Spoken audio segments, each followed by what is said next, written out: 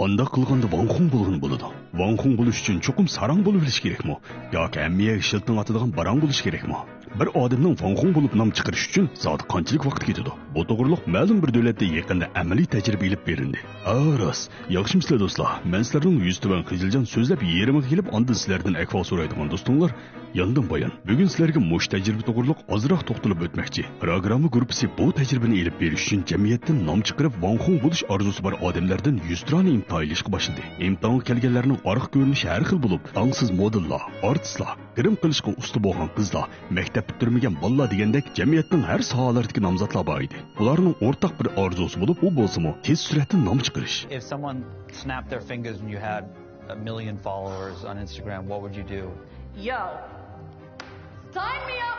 I will do anything if I get to sit on a beach all day. Oxirda bağlıqçılar bu namzatlarning ichidan to'rda aran mingtal pintosi bor bo'lgan oddiy bir qiz Domini tanlab chiqdi. Domimo xuddi cho'lpon bo'lish tushini ko'rayotgan qizlardek maktabni bitirib Los Anjelesdagi kino shaharga kelib, o'zining artist bo'lish orzusini oshirish uchun uzluksiz tirishayotdi. Lekin orzu boshqa, orzugul boshqada. Bu qiz Kaliforniya shtatida shuncha yil tirishib, nurg'un kinolarga chiqish fursatiga erishgan bo'lsa-mu, biroq asos jihatdan o'hodigichil o'tab bitirgan rollar edi. Masalan, boshqondagi xalqning dumbisi, chiroy chiqmaydigan mashina odam degandek. Parantesda bir qitim chiroy chiqqanda, chiqmayla salbiy personaj tarafidan o'ldirib o'tildi. Domi odatdagi vaqtlarda bir kiyim-kechak do'konida ishlaydi. Yamilish kunlari bo'lsa, vaqtni ching tutib har qaysi kino shirkatlariga urinib so'qinib boqadi. Domining xiyolida to'rda nom chiqarib Vanxung bo'la olsam, cho'qim bir rejissyorning ko'ziga ko'rinib kinochilik sohasida chiqish yo'l topa olayman deb o'ylaydi. Chunki bu qitimliq fursat uning xiyolini amaliyotga oshirishning eng yaxshi chorasi edi. Shunday qilib, bu qitimliq oddiy odamni Vanxung qilish tajribasi boshlanib ketdi. Vanxung bo'lishdagi birinchi qadam obraz yaratish. Hollywood'dagi eng yaxshi obraz loyihalovchining yordami ostida asldagi mundoq chiroy Domi vallani ijilib mundoq satang bo'lib ketdi.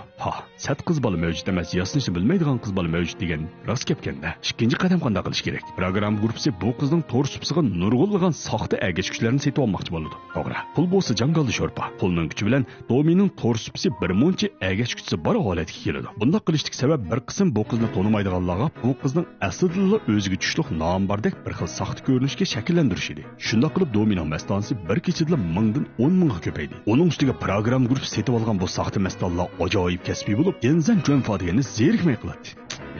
Balla, shu soxta mastonchilik bo'lanmabsizlar juma.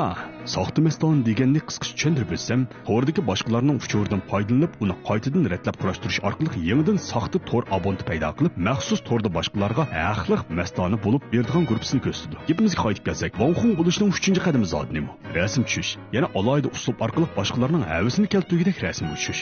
Masalan, xohlagan bir suv ko'lchakning yonida tushib, o'rinni dongliq va shulsizlik mehmonxonaga to'g'rilab, ko'rguchilarga hasham hayotini pash qilish degandek. Lekin bunda quruq pash qilishning foydasi bormi? Albatta foydasi bor. Ularni mushunda qilish orqali har qaysi tijoratchilarning diqqatini tortmoqchi. Buni ko'rgan tijoratchilar Vanxungning ta'sir doirasidan foydalanib, o'zining tijorat o'rnini tashviq qilish maqsadiga yetmoqchi. Eng qiziqi shuki, bu kasbiy operatsiyalarning yordami bilan siz hatto aeroplanga chiqmay turibmi, hojatxonaning qopqig'ini ishitish orqali shunda davlat otlab sayohat qilib yuradigan soxta ko'rinish hosil qila oladingiz. Natijada har xil sayohat mulozimatlari bilan shug'ullangan shirkatlar siz orqali o'zining sayohatchilik mulozimatini tashviq qila oladi. Hamda so'zlaydiganim 4-qadam fursatdan foydalanishga mohir bo'lish. Biz bir odamni Vanxung qilish orqali tijoratchilarning diqqatini tortib, savdo fursatini yaratamiz deyotganmiz. Vanxungda cho'qim har xil o'zgacha uslublar namoyon bo'lishi kerak. Masalan, Vanxungning chechidan pason chiqarish orqali chash asrash buyumning ilonlarini elish, grim qilish orqali har xil grim buyumlarning mahsulotlarining ilonlarini elish, to'r paypoq kiydirish orqali paypoqning ilonlariga chiqish, moda kiyimlarni kiyish orqali kiyim-kechak savdogarlarining ilonlariga chiqish. Buningdan sirt film guruhi boshqa nombar Vanxunglardan birini tepib, bu qiz bilan hamkorlashtirish orqali bir rasmga tushkizib, Domining nomini texim tonutmoqchi bo'ldi. Rost degandek, Domining mastonlari qisqa vaqt ichida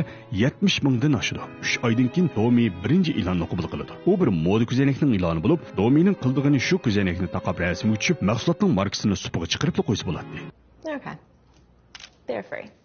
Shuningdek, tijoratchilar keyin-keyindan bu qizni izlab kelishga boshlaydi. O'rg'iltish mahsuloti, quvvat ichimligi, telefon qoplari, atir degandek har xil har yangi mahsulotlar bu qizning oldida paydo bo'lib, ko'zlarini qamashtirib etdi. Ularning maqsadi faqat birla. Domining ta'sir kuchi orqali o'zining mahsulotlarining nomini tanitmoqchi edi. Odamni hayron qoldirdigani shuki, Domini shu yerdagi eng dongliq zibuzinat korxona e'lon tashviqoti uchun izlab qoldi. Aslida program guruhi Domi uchun e'lon qabul qilishga xili chip qolimiz deb o'ylagan edi. Lekin natijada buning aksicha bo'lib, savdogarlar keyin-keyindan oyga uzilmay kelishga boshlaydi. Hatto dangliq markalik oyoq do'konining ichilish murosimiga domini taklif qiladi. Dal mush kuni texmi odamni xush qildigan xush xabar uni kutib turadi. U bo'lsa-mu ma'lum bir xalqarodagi dangliq kiyim markasi uni izlab kelib, bir qitimliq sayohat tashviqot rasm tortishga taklif qiladi. Mana Maston son 2000 ga yetmaydigan bu qiz qisqagina 3 oyda savdogarlar talishib turadigan hamkorlash obyektiga aylandi. Mana bu qiz o'ltirgan mashinada uningga o'xshash ta'sir doirasi bor to'rcho'lponlari birlikda rasm tortishga tayyorlik qilyapti. Domining xiyolida bular bilan yaqin do'stlar bilan bo'lib qolaman deb o'ylagan edi. Lekin bu mashinadagi qiz-o'g'illar yo o'zining uyqusini uxlab yoki telefonini o'ynab hech kim bilan kori yo'qdi. Uning ustiga bu sayohat safarmi xizmat uchun bo'lg'achqa unchalik ma'nilikmi bilinmaydi. Mashina bir odamsiz jangallikqa kelib to'xtaydi. Ko'pchilik shirkatning kiyimlarini kiyib bir-birlab rasmga tushishga boshlaydi. Hammalarning maqsadi eng chiroyli rasmga tushib, markani obdan tashviq qilish ham o'zining maslahatini sonini oshirish edi. Keyindan ular bir tashlandiq bog'chaga kelib rasmga tushdi. O qitimliq sayohat tutgandan keyin Domi ancha xushal bo'lolmay qoladi. Garchi uning maslahatini son davomli o'rlab 250 mingdan oshgan bo'lsa-mu, lekin Domi o'zining kelgusidan sal andish qilib qolgan edi. Acaba bir umr mushundoq Wang Hong bo'lib o'tamanmi? Wang Hongning chiqish yo'li zodi nada? Wang Hong bo'lishning ahamiyati zodi nima? Bu savollar Domining qallasini chirmib olgan edi. O'ylamagan yerdan dal mush vaqtlarda kelishmaslik yuz berib, hamma odamlar uydan chiqolmas bo'lib qoladi. Kasal sababidan e'lon tashviqot beradigan savdogarlarning soni biroqli yo'q deyarli bo'lib qoladi. Domi uydan chiqolmagan sababli yangi rasmlarni chiqara olmay, mastan sonlarimi kundan kunga ozishib boshlaydi. Mushundoq besh qetib turgan kunlarda u elektronlik hojatxonaning qapqini topshirib oladi. Buni ma'lum bir savdogar avatgan bo'lib, Domining bu mahsulotni ishlatib to'g'ri chiqarib berishini so'raydi. Domi bu mahsulotni ishlatish jarayonini videoga tatganda orliqda bilib bilmay tabiiy holda kulib soladi. Mana mushu bir tabiiy kulgisi bilan Domi odatdagi asarlardami jiq bo'lgan yuraklarni topshirib oladi. Shu mezgilning o'zida u to'rdan boshqa yerlardagi har xil soha kasblardagi odamlarning yo'llagan filmlarini ko'rib qoldi. Ba'zilar darizda o'tirib naqsh yassa, ba'zi cho'lponlar o'zining yiqimliq muzikasi bilan to'rdashlarga zo'qa taqilib uyda bekinib qolgan yesharga chiqolmayotganlar o'zining talanti va ta'sir kuchi orqali to'rning yordamida umid va xushallik aktiv energiyalarni to'r dunyosiga tarqatyotdi. Hatto ba'zi vanxonlar yenidan pul chiqarib, xayr saxovat organlariga iyon qilyotdi. Mayli kim bo'lsin, hamma odam shu birinchi sapda kasal bilan jang qilayotgan xodimlarga rag'bat va ishonch ato qilyotdi. Shu vaqtning o'zida Domi oxiri tushungandek bo'ldi. Asli vanxonning ta'sir kuchi faqat pul tepish emas bo'lib, eng muhim bo'lsa, boshqalarga xushallik, umid, ishonch, aktiv energiyalarni taqtish edi. Oxirida Domi vanxon bo'lishning boshqalarga o'zini ko'z tutish uchun emas, balki o'zining qimmatini joriy qildirish ekanligini, ya'ni qanday qilganda o'zining ta'sir kuchi orqali texmi ko'p odamlarga yordam qilish va to'g'ri qimmat qarshi bo'lgan bir ulgi yaratish. Mana bu haqiqiy vanxon bo'lishning ma'nosi ekanligini his qilib yetdi. To'g'ri, har bir vanxon uchun oldirab manfaat tomo qilishni yoki badqilig'lik qilish orqali boshqalarning diqqatini tortishni nishon qilib olish o'rniga o'zini to'xtatib olib, qanday qilganda o'zining qilayotgan ishini texmi ma'nli, xalqqa foydali holatda akilishini nishon qilish kerak muhimdir deb o'ylayman.